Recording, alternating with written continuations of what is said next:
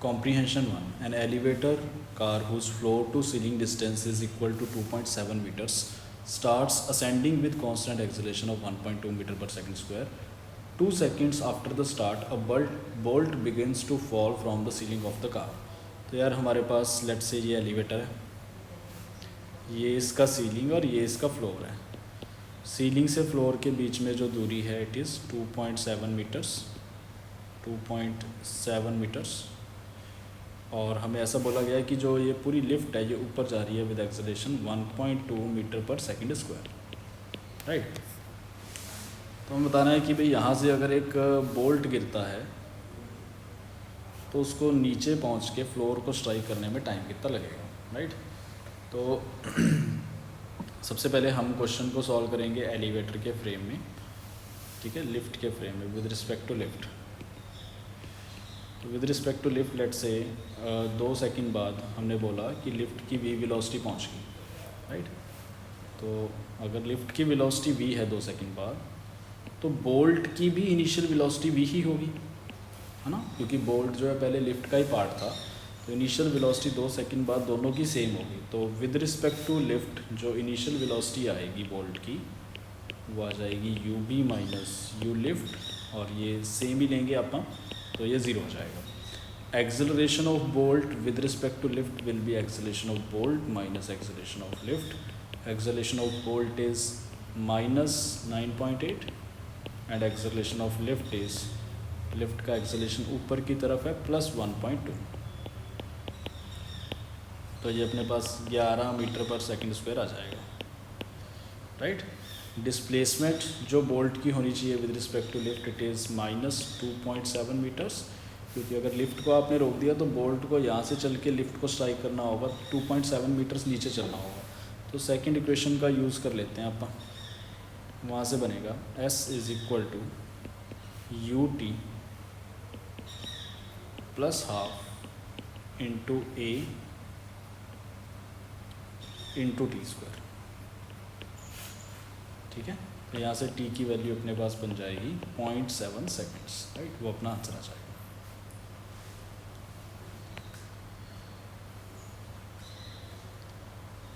Question 2. Find the total displacement travelled by the bolt with respect to earth after 2 seconds. तो देखो यार bolt कितने time के लिए मोशन में है. बोल्ट जब गिरा, बोल्ट गिरने से आफ्टर इट फॉल्स कितने टाइम के लिए मोशन में है, 0.7 सेकेंड्स के लिए मोशन में है. या आप ऐसे बोल सकते हैं कि 0.7 सेकेंड्स के लिए फ्री फॉल में है बोल्ट. राइट. तो 0.7 सेकेंड्स में ये कितना नीचे आएगा अपने को वो देखना है. तो initial velocity of bolt will B, 2 second पे हमारे पास बोल्ट गिरा है, तो 2 सेकेंड बाद जो लिफ्ट की वेलोसिटी होगी आफ्टर 2 सेकेंड्स वही बोल्ट की इनिशियल वेलोसिटी होगी. तो बोल्ट की initial velocity will B initial velocity of lift at t equal to 2 seconds. So that can be calculated.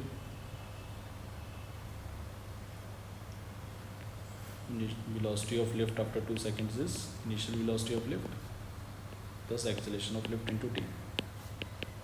Acceleration is 1.2 into t is 2. This will come out to be 2.4 meter per second. Right. तो बस initial velocity bolt की भी आ जाएगी 2.4 metre per second. तो displacement बताना है bolt का. तो during this interval of 0.7 seconds displacement of bolt will be u b t plus half acceleration of bolt into t square. U b का value आ जाएगा अपने पास 2.4 इंटू 0.7 सेकेंड्स के लिए बोल्ट हवा में है, फ्री फॉल में है, plus half times acceleration is 9.8 downwards into time is 0.7 square. Solving this will get the value as negative 0.721 meters.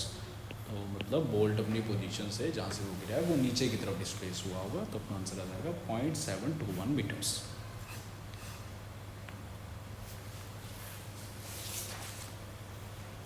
Question 3. Find the distance travelled by the bolt with respect to the earth. तो with respect to अर्थ अब अपने को question solve करना है. With respect to अर्थ क्या होगा बच्चों, with respect to अर्थ क्या होगा, जब बोल्ट यहाँ से फॉल करेगा तो इसकी इनिशियल वेलोसिटी जो अर्थ पे खड़े बंदे को दिखेगी वो होगी same as initial velocity of lift at that instant, यानी कि 2.4 मीटर पर सेकंड, जैसा कि हमने निकाला। तो अर्थ पे खड़े बंदे को ऐसा दिखेगा कि यहाँ से 2.4 मीटर पर सेकंड से प्रोजेक्ट करा है, राइट। और अगर आप चेक करेंगे तो इसका motion with respect to earth कुछ ऐसा होना चाहिए, राइट। ऊपर जाएगा फिर वहाँ से नीचे आएगा, ठीक है। अब हमें ये पता है कि भाई यहाँ पे आके ये t=0.7 सेकंड्स पे आके सीलिंग को स्ट्राइक करता है, और उस दौरान ये नीचे की तरफ कितना डिस्प्लेस हो जाता है। नीचे की तरफ जो इसका डिस्प्लेसमेंट मिलता है अपने को वो हमने निकाला ऊपर वाले पार्ट में, दैट इज़ 0.721 मीटर्स। तो 0.721 मीटर तो ये डिस्टेंस हो गया बच्चों, राइट। और ये वाला डिस्टेंस और होगा, ये वाला डिस्टेंस और होगा, राइट। तो इस डिस्टेंस को हम बोल सकते हैं maximum height attained by a particle which is projected vertically. तो ये डिस्टेंस अपना आ जाएगा 2 times h, right. 2 times h plus 0.721, this is the total distance travelled. h का वैल्यू अपन निकाल सकते हैं u²/2g से। u का value 2.4 square divided by 2 into g का वैल्यू 9.8। तो बच्चों यहाँ से अपने पास आंसर आना चाहिए। तो यहाँ से अपन अगर ऐड करेंगे h की वैल्यू निकाल के यहाँ पे, तो टोटल डिस्टेंस कवर्ड अपना बन जाता है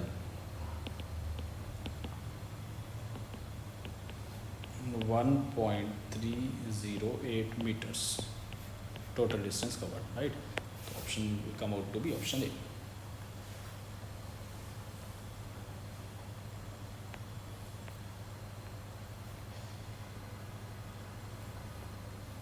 Comprehension 2. From a tower of height 40 metre, 2 bodies are projected simultaneously. तो यार ये 40 मीटर का टावर है हाइट का, और यहाँ से 2 बॉडीज़ प्रोजेक्ट करी हैं, let's say body number 1 and body number 2। Body number 1 इस तरफ प्रोजेक्ट करी है, let's say with velocity 2 metre per second, और बॉडी 2 इस तरफ प्रोजेक्ट करी है, let's say with velocity 8 metre per second. The time taken for the velocity vectors to be perpendicular. तो यार लेट्स से टाइम t बाद 1 की वेलोसिटी हो जाती है v1 और 2 की वेलोसिटी हो जाती है v2, और अगर ये दोनों वेक्टर्स परपेंडिकुलर हैं टाइम t बाद, तो टाइम t बाद इनका डॉट प्रोडक्ट होना चाहिए 0, राइट। तो टाइम t बाद हम वेलोसिटी वेक्टर v1 लिखते हैं, that can be written as u1 plus a1t, ठीक है। वो अपने पास आ जाएगा 2i cap minus gt, right. Similarly time t बाद जो वेलोसिटी वेक्टर v2 होगा वो बनेगा माइनस 8i cap minus 10t j cap by the same way. और क्योंकि वेलोसिटीज़ परपेंडिकुलरली बोली हैं टाइम t बाद, तो v1 डॉट v2 इनका डॉट प्रोडक्ट बनेगा 0, राइट। इन दोनों का अगर डॉट प्रोडक्ट लेंगे बच्चों, ये बनेगा माइनस 16 प्लस 100 t² बराबर 0। तो t का वैल्यू यहाँ से सॉल्व करके आ जाता है 0.4 seconds. This will be answer.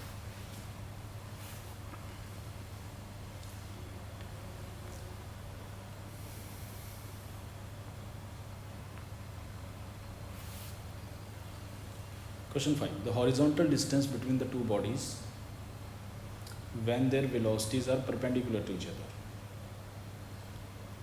Okay. तो बच्चों मुझे पता लग गया कि 0.4 सेकेंड्स बाद इनकी वेलोसिटीज़ परपेंडिकुलर हैं। तो 0.4 सेकेंड्स में आई सी की हॉरिजॉन्टली 1 कितना मूव कर जाएगा, यानी x में 2 कितना मूव कर जाएगा। जितना ये दोनों x में मूव करे होंगे उस टाइम तक, उन दोनों का एडिशन s1x प्लस s2x, ये हमारा टोटल डिस्टेंस हो जाएगा इनके बीच में इन 0.4 सेकेंड्स, राइट। तो बस हॉरिजॉन्टल में दोनों का डिस्टेंस निकाल के ऐड करना है। तो s1 की वैल्यू आ जाएगी velocity in x into T. Velocity in x is 2 into T is 0.4, this is 0.8। s2 की वैल्यू आ जाएगी initial velocity in x into time. Initial velocity 2 की है, x में 8 और टाइम का वैल्यू वही 0.4, तो it will come out to be 3.2 meters. Total distance will come out to B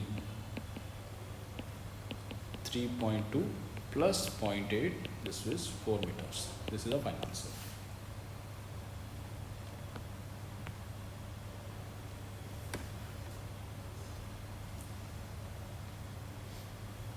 Question 6. The time taken for the displacement vectors of the two bodies to become perpendicular to each other. तो यार time T लग गया, let's say displacement vector दोनों का बन गया S1 S2 respectively, और अगर ये परपेंडिकुलर हैं तो we can calculate t by S1 dot S2 equal to 0 सी, राइट।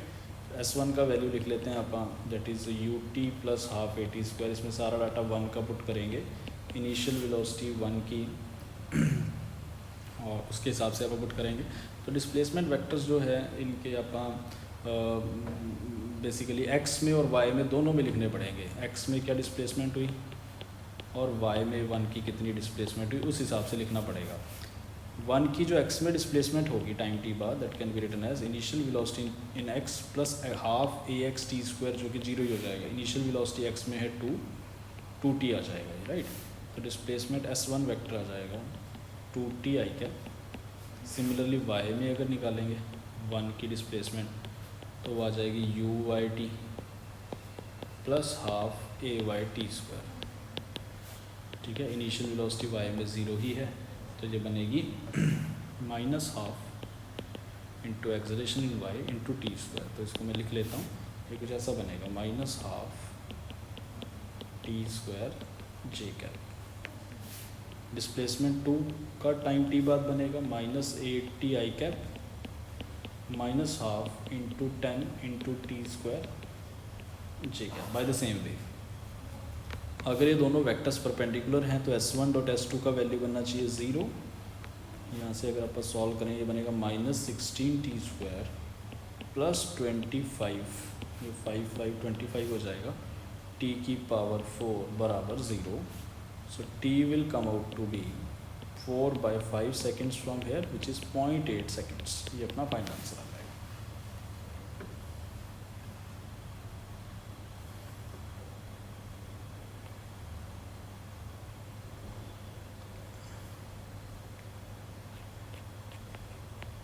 Comprehension 3,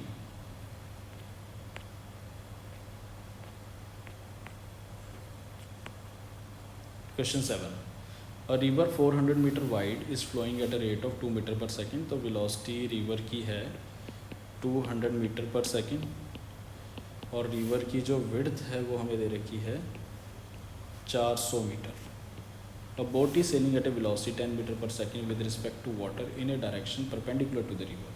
तो बोट जी इस तरफ मूव कर रही है, boat velocity of boat is in this direction 10 metre per second. तो with respect to water boat की ये रफ्तार है, रिवर की ये रफ्तार है 200 metre per second in the forward direction, 2 metre per second in the forward direction. तो बच्चों हमें पता है कि जो नेट बोट का मूवमेंट होगा वो होगा जो बोट और रिवर की नेट वेलोसिटी है उस डायरेक्शन में। तो बोट और रिवर की नेट वेलोसिटी इस डायरेक्शन में आएगी, इस डायरेक्शन में नेट बोट का मूवमेंट होगा, राइट। ओके, तो हमें क्या क्या पूछा है, find the time taken by the boat to reach the opposite bank. तो पहले तो अगर ओ से स्टार्ट किया तो ए पे रीच करेगा बोट, अपोजिट बैंक को ए वाले पॉइंट पे रीच करेगा, राइट।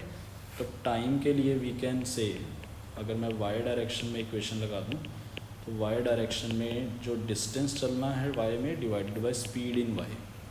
तो डिस्टेंस वाई में चलना है 400 मीटर, और जो स्पीड वाई में है, वाई में स्पीड है वी, राइट। जो नेट वेलोसिटी आएगी इसका कौन सा कंपोनेंट इसको वाई में लेके जा रहा है, वी। तो that will be 40 seconds, right. तो ए पार्ट का आंसर आ गया 40 seconds. How far from the point directly opposite to the starting point. देखो directly opposite to the starting point तो ये पॉइंट है, पी से कितनी दूर जाके ये बोट जो है वो रिवर बैंक को क्रॉस करेगी। तो पी ए डिस्टेंस निकालना है अपने को, राइट। तो पी ए डिस्टेंस के लिए आई कैन जस्ट से कि टाइम 40 सेकेंड में जो बोट का एक्स में डिस्प्लेसमेंट हुआ होगा वही हमारा पी ए डिस्टेंस होगा। तो एक्स में डिस्प्लेसमेंट के लिए we can say initial velocity in X into T, velocity in X into T. Velocity X में कौन सी है बच्चों, जो नेट वेलोसिटी है उसका ये वाला कंपोनेंट 2 जो है वो एक्स में इसको मूव करवा रहा है, और टाइम लग रहा है 40। तो 80 मीटर ये डिस्टेंस आएगा, ये डिस्टेंस जो है ये पी ए 80 मीटर आ जाएगा, right. Okay, in what direction does the boat actually move. तो बोट किस डायरेक्शन में मूव कर रही है, लेट्स से कि बोट यहाँ से रिवर के साथ थीटा एंगल पे फ्लो कर रही है, नेट वेलोसिटी की डायरेक्शन ये बन गई। तो हमें थीटा की वैल्यू बतानी है। तो अगर आप देखिए ट्रायंगल पूरा करें, वेक्टर लगाएं, तो ये वी बी है, वी बी का वैल्यू 10 है, ये वी आर है, वी आर का वैल्यू 2 है, तो tan थीटा का वैल्यू परपेंडिकुलर बाय बेस से फिर calculate 10/2 that will come out to be 5, तो alpha will come out to be tan inverse 5 with the river flow, right. River flow के साथ इतनी डायरेक्शन से मूव कर रहा होगा।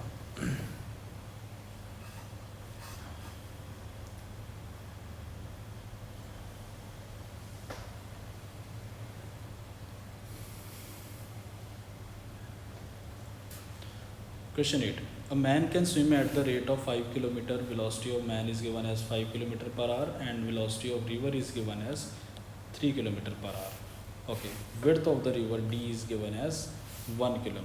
The man wishes to swim across the river directly opposite to the starting point. अगर यहाँ से मैन स्टार्ट किया तो ये चाहता है कि रिवर को क्रॉस करके डायरेक्टली अपोजिट पॉइंट पी पे लैंड करे, राइट।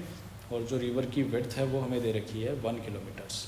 तो मुझे एक बात तो समझ आती है कि मैन को किसी एंगल पे छलांग लगानी पड़ेगी और इस तरफ स्विम करना पड़ेगा, क्योंकि मैन अगर इधर स्विम करेगा, ये वेलोसिटी ऑफ मैन का डायरेक्शन होगा, अगर ये रिवर की वेलोसिटी का डायरेक्शन होगा, तो वी जस्ट वांट कि नेट वेलोसिटी का जो डायरेक्शन है वो इस तरफ आए, राइट। जो नेट वेलोसिटी है वो इस तरफ आए, क्योंकि अगर नेट वेलोसिटी इस तरफ आएगी तभी वो इस डायरेक्शन में परपेंडिकुलरली मूव करके अपोजिट बैंक की तरफ रीच करेगा, राइट। तो ये कहानी है बच्चों। अब इनकी वैल्यूज़ अगर आप पुट करें, वी आर की वैल्यू अपने पास दे रखी है 3, वी आर की वैल्यू दे रखी है 3 और वी एम की वैल्यू दे रखी है 5। Okay, along what direction does the man swim. तो लेट्स से यहाँ से अल्फ़ा एंगल पे छलांग लगाता है, तो अगर परपेंडिकुलरली जाना है बच्चों, तो आई कैन से कि जो मैन की वेलोसिटी का हॉरिजॉन्टल कंपोनेंट होगा वी एम साइन अल्फ़ा, और जो रिवर की वेलोसिटी होगी ये एक दूसरे को कैंसिल आउट करनी चाहिए, क्योंकि अगर ये दोनों वेलोसिटीज़ एक दूसरे को कैंसिल आउट कर गई तो नेट वेलोसिटी हॉरिजॉन्टल में क्या आ जाएगी, नेट वेलोसिटी हॉरिजॉन्टल में आ जाएगी 0। हमें नेट वेलोसिटी हॉरिजॉन्टल में 0 चाहिए, तभी तो वो डायरेक्टली बाय में मूव करेगा। तो नेट वेलोसिटी हॉरिजॉन्टल में 0 करने के लिए, for net velocity horizontal to be 0, V R should be equal to V M sine alpha. So from here we can calculate the value of sin alpha. This is VR by VM. VR is 3 and VM is 5. Right? अब sin alpha 3/5 बच्चों किसका value होता है? तो अगर आप वो triangle बनाएं 37 डिग्री 53 डिग्री वाला, तो यहाँ से अपने को दिखेगा कि 37 डिग्री का वैल्यू साइन का हमारा 3/5 होता है, तो अल्फ़ा 37 डिग्री आ गया, राइट। तो अल्फ़ा की वैल्यू 37 है, तो रिवर के फ्लो के साथ डायरेक्शन क्या आएगी, रिवर फ्लो के साथ डायरेक्शन आएगी, रिवर फ्लो के साथ जो एंगल बनेगा वेलोसिटी का वो तो ये पूरा बनेगा ना, तो 90 प्लस अल्फ़ा बनना चाहिए, तो अपना आंसर बनेगा 90 plus alpha which will come out to be 127 degrees, right. तो ये अपना आंसर आ गया पहले वाले पार्ट का। What should be his resultant velocity. तो रिजल्टेंट वेलोसिटी के लिए बच्चों क्या करना है, रिजल्टेंट वेलोसिटी निकालनी है मैन की, तो वी नेट क्या आएगी इसकी, कहने से कि हमारा जो नेट वेलोसिटी है वो, देखो मुझे ये पता है कि भाई वी एम का जो हॉरिजॉन्टल कंपोनेंट है वो तो रिवर की वेलोसिटी के हॉरिजॉन्टल कंपोनेंट के साथ कट गया, तो सिर्फ वर्टिकल कंपोनेंट बचेगा, और वो वर्टिकल कंपोनेंट ही नेट वेलोसिटी होगी, राइट, क्योंकि हॉरिजॉन्टल वाले तो कैंसिल आउट ही हो गए। तो net velocity will be vertical component of V M, vertical component of V M का वर्टिकल कंपोनेंट आ जाएगा V M cos alpha, V M का वैल्यू है 5 और कॉज अल्फ़ा का value cos 37, cos 37 is 4/5, this will come out to be 4, right. तो net velocity इस direction में होगी और वो 4 किलोमीटर्स पर आवर होगी, राइट, ओके। फिर उसके बाद इसने पूछा है how much time would it take to cross the river, right. तो नेट वेलोसिटी हमें पता लगी जो वाई डायरेक्शन में है वो 4 किलोमीटर पर आवर की रफ्तार से जाएगा मैन, और इस डायरेक्शन में वाई डायरेक्शन में इसको जो डिस्टेंस चलना है रिवर को क्रॉस करने में वो भी हमें दे रखा है क्वेश्चन में 1 किलोमीटर। तो जो टोटल टाइम लगेगा to cross the river, time taken to cross the river will be distance 1 kilometer divided by speed which is 4 kilometer per hour, right? तो it will come out to be 1/4 hour. ये time आ जाएगा to cross the reverse. इसको minutes में अगर लिखें तो 15 minutes अपना answer आ जाएगा.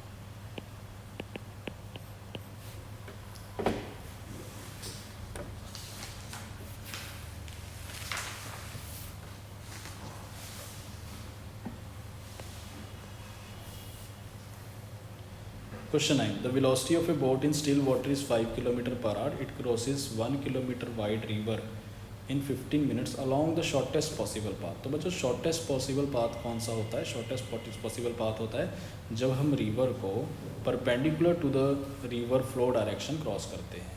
ये वाला जो path होता है ना, इसको बोलते हैं shortest possible path, right? इसके along move करके ये cross कर रहा है river को, right? तो रिवर की वेलोसिटी इस डायरेक्शन में मेंशन्ड है. मैन कुछ इस डायरेक्शन में स्विम कर रहा होगा और नेट वेलोसिटी जो आएगी वो कुछ इस डायरेक्शन में आनी चाहिए, right, according to question, right. Shortest possible path. तो हमें दे रखा है the velocity of boat in still water is 5. ये 5 है बोट की वेलोसिटी है, मैन की वेलोसिटी. और रिवर की वेलोसिटी हमें बतानी है, ये बतानी है स्टार मार्क. और हमें ये बोल दिया गया कि यहाँ से यहाँ जो भाई डिस्टेंस है, जो यहाँ से यहाँ डिस्टेंस है, मतलब जो विड्थ है रिवर की, वो अपने पास है 1 किलोमीटर. और यहाँ से यहाँ जो टाइम लगता है इसको क्रॉस करने में, that is 15 minutes, right. Okay. तो बच्चों लेट से जो मैन है वो यहाँ से कुछ थीटा एंगल पे स्विम करना स्टार्ट करता है, such that net velocity vertical आ जाए. तो हमें एक चीज़ तो पता है कि जो नेट वेलोसिटी आएगी, लेट से मैं इसको v डैश बोल देता हूँ. तो नेट वेलोसिटी को मैं लिख सकता हूँ v डैश बराबर distance travelled in y direction upon time, right. भाई इस डायरेक्शन में जो वेलोसिटी होगी वो क्या होगा, इस डायरेक्शन में जो डिस्टेंस ट्रैवल हुआ और कितने टाइम में ट्रैवल हुआ है. तो डिस्टेंस ट्रैवल हुआ है विड्थ के बराबर विच इज़ 1 किलोमीटर्स, और टाइम का वैल्यू है 15 मिनट्स, जिसको आप आवर्स में कन्वर्ट कर सकते हैं. तो ये हो जाएगा 1/4 आवर्स. इसको अगर आप सॉल्व करेंगे तो ये अपने पास बन जाएगा 4 kilometre per hour, right. V dash की वैल्यू आ गई. ओके, वी डैश की वैल्यू आ गई. अब मुझे ये पता है कि जो वर्टिकल डायरेक्शन में वेलोसिटी है वो अगर पता लगी, तो हॉरिजॉन्टल डायरेक्शन में मुझे पता है नेट वेलोसिटी 0 है. In horizontal direction V net is equal to 0 in horizontal. क्यों? क्योंकि ऐसा बोला गया कि वो परपेंडिकुलरली फ्लो कर रहा है. परपेंडिकुलरली फ्लो करने का मतलब कि एक्स कंपोनेंट कोई भी नहीं आना चाहिए नेट वेलोसिटी का, तो ये और ये दोनों कैंसिल आउट करेंगे, राइट. तो हमारे पास एक इक्वेशन बनेगी, मैन की जो वेलोसिटी का एक्स कंपोनेंट है 5 cos थीटा है, this must be equal to V R, right. 5 cos theta ये होगा बच्चों, और वी आर का वैल्यू ये होगा, right. 5 cos theta must be equal to V R. Okay, तो 5 cos theta must be equal to V R. और मुझे ये भी पता है कि जो मैन की वेलोसिटी का हॉरिजॉन्टल कंपोनेंट होगा 5 sin थीटा, वो बेसिकली वी डैश के बराबर होगा. क्योंकि जो नेट वेलोसिटी वाई में आ रही है वो किसके कारण आ रही है, देखो सिर्फ मैन की ही वेलोसिटी का वाई कंपोनेंट बनेगा. तो यही basically net velocity Y direction में लेके आ रहा है. एक्स में तो रिवर का कंट्रीब्यूशन और इसका कंट्रीब्यूशन है, तो 5 sin थीटा ही मेरे पास 5 sin थीटा ही मेरे पास वी डैश के बराबर है, जो नेट वेलोसिटी है, और उसका वैल्यू वी डैश का 4 है.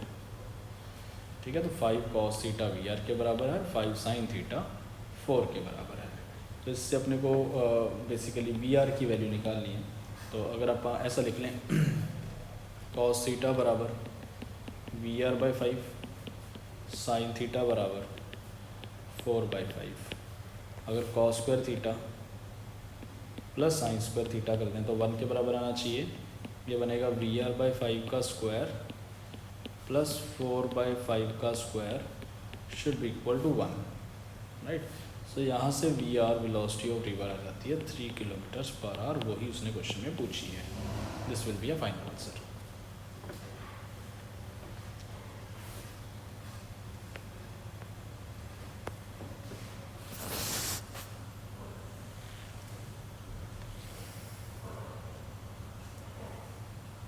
Question 10. A man wishes to cross the river flowing with velocity u, jumps at an angle theta with the river flow. तो u velocity से river flow कर रही है और ये एंगल थीटा पे जंप करा है मैन जो है with the river flow velocity let's say v के साथ ही स्विम कर रहा है अकॉर्डिंग टू क्वेश्चन, और यहाँ से थीटा एंगल पे फ्लो कर रहा है, ऐसा कुछ मेंशन है. तो हमें बताना also find how far from the point directly opposite to the starting bank. तो यहाँ से B वाले पॉइंट से कितनी दूरी पे बेसिकली ये जाके इसको क्रॉस करेगा, राइट. तो अगर मैन की वेलोसिटी v है और रिवर की u है, तो मैन जो है वो नेट वेलोसिटी की डायरेक्शन में मूव करेगा. लेट्स से नेट वेलोसिटी ये आ गई, नेट वेलोसिटी की डायरेक्शन में मूव करके यहाँ कहीं पहुँच जाएगा, राइट. तो नेट वेलोसिटी अगर ये आई तो ये C पॉइंट पे रीच करेगा, राइट. ओके, तो पहले तो अपन टाइम देखते हैं इसको कितना लगेगा. देखो ये डिस्टेंस अपने को मेंशन है d, जो टाइम लगेगा उसका वैल्यू तो हम y डायरेक्शन में इक्वेशन लगा के निकाल सकते हैं. तो y डायरेक्शन में जो डिस्टेंस मूव किया है divided by velocity in y direction. तो y डायरेक्शन में डिस्टेंस d है और वेलोसिटी कौन सी होगी. देखो इस u का तो कोई कंपोनेंट y में नहीं आएगा, इस v का एक कंपोनेंट आएगा y में जो कि v साइन थीटा होगा. तो वही y डायरेक्शन में नेट वेलोसिटी होगी यानी कि v साइन थीटा. ये तो टाइम लगेगा क्रॉस करने में. अब इस टाइम में x में कितना डिस्प्लेस हो जाएगा मैन, ठीक है, इन टाइम t, इसको मैं t लिख देता हूँ. इन टाइम t जो डिस्प्लेसमेंट x में होगी वही bc के बराबर है. इस टाइम में जो डिस्प्लेसमेंट x में होगी that is velocity in x into time t. अच्छा, अब x में वेलोसिटी क्या होगी, देखो अब बच्चों x में एक तो ये u वाली वेलोसिटी है और एक मैन की जो वेलोसिटी है इसका भी एक x कंपोनेंट आएगा v cos थीटा. तो दोनों मिला के x में वेलोसिटी बनाएंगे. वेलोसिटी का एक कंपोनेंट आएगा v cos थीटा और u तो पूरा x में है ही, तो नेट वेलोसिटी x में आ जाएगी u plus v cos theta जो इसको x में मूव करेगी. तो that will be equal to u plus v cos theta into time. कितने टाइम बाद बताना है हमें, जितने टाइम में वो रीच करेगा d by V sine theta. ये हमारा bc का वैल्यू आ जाएगा, इतनी दूर जाके वहाँ पे रिवर को क्रॉस करेगा.